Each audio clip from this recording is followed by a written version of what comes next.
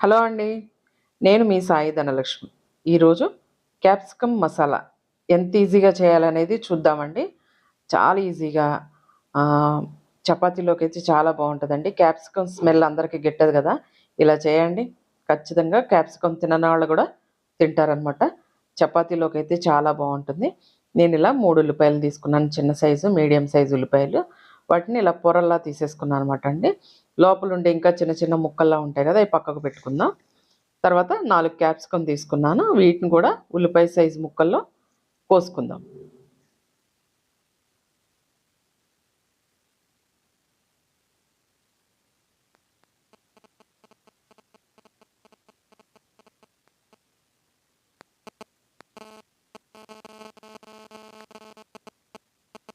ఇలా అన్నీ ఒకటే సైజు ముక్కల్లో కోసేసుకొని, ఈ చిన్న ఉల్లిపాయ ముళ్ళు ఉన్నాయి గదా!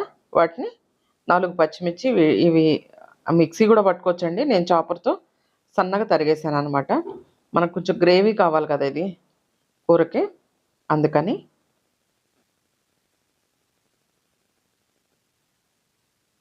అలాగే మూకుడు పెట్టేసుకొని ఒక స్పూన్ నెయ్యి వేశానండి. నెయ్యి ఎందుకంటే మనకి క్యాప్సికమ్ స్మెల్ అందరికీ గిట్టదని చెప్పాను కదా! నేతిలో వేయించండి. చాలా టేస్ట్ వస్తుంది. ఈ కూర తిననోళ్ళు కూడా తింటారనమాట. ఈ ఉల్లిపాయ ముక్కలు, ఆ క్యాప్సికమ్ ముక్కలు ఒక్క స్పూను నెయ్యిలో వేయించుకోవాలండి. లేదంటే 2 కూడా వేసుకోవచ్చు. 2 స్పూన్లు నెయ్యి వేసుకోవచ్చు. నేను ఒక స్పూన్ వేశాను. లేదంటే ఆయిల్‌లో కూడా వేయించుకోవచ్చు.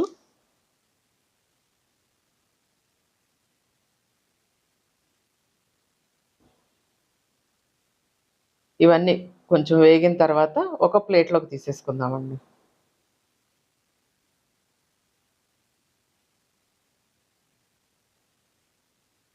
తర్వాత దాంట్లో కొంచెం ఆయిల్ వేసుకొని, మనం సన్నగా తరుక్కున్న ఉల్లిపాయలు ఉన్నాయి కదా!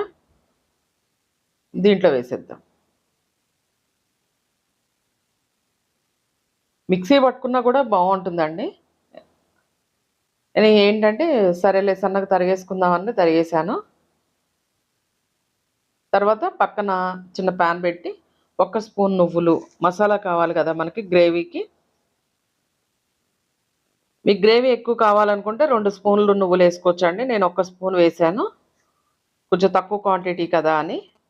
అలాగే 6 బాదం పప్పులు, 2 జీడిపప్పులు, చిన్న అల్లం ముక్క.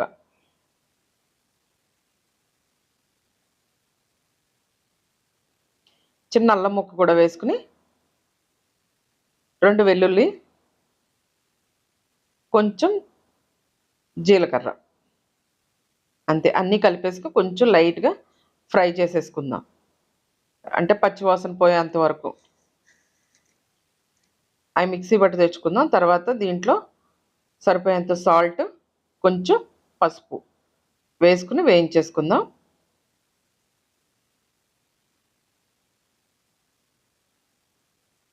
తర్వాత సరిపోయేంత కారం, మసాలా మిక్సీ పట్టాం కదా! అది వేసేసుకుందామండి దీంట్లో.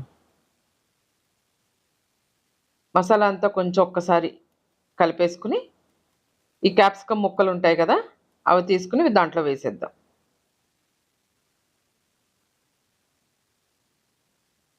ఒకసారి కూరంతా కలిపేసి,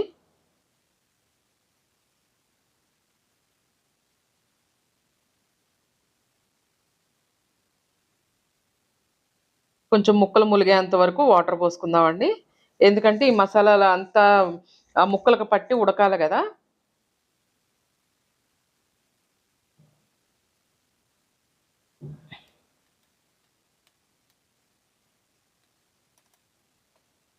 ఒకసారి మూత పెట్టేసి, తర్వాత కొంచెం ఉడికిన తర్వాత ఒక్క అర టీ స్పూన్ గానీ, పావు టీ స్పూన్ గానీ షుగర్ వేసుకుంటే బావుంటుందండి టేస్ట్.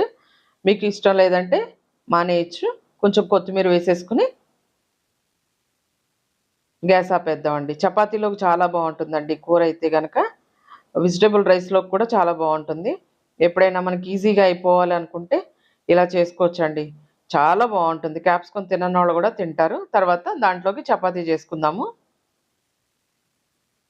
చపాతీ ఎప్పుడు రొటీన్‌గానే చేస్తున్నాం గదా! అని ఈసారి ఏంటంటే ఆహ్, నేతి పరోటాలాగా చేద్దామన్నట్టు చేశానండి. చాలా బా వచ్చింది. ఇంకా ఆయిల్ ఏమి ఎయకుండా ఇలా నెయ్యి మధ్యలో అప్లై చేసేసి ఫోల్డ్ చేసుకొని చపాతీ చేసేసుకుందాం.